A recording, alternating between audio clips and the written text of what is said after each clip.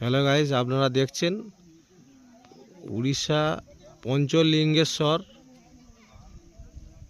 পঞ্চলিঙ্গেশ্বর যে জায়গা আছে তার পাশে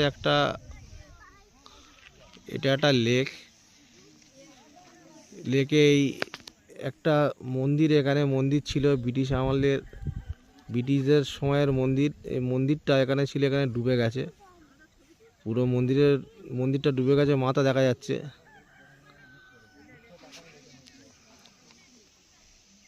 পঞ্চলিঙ্গেশ্বরের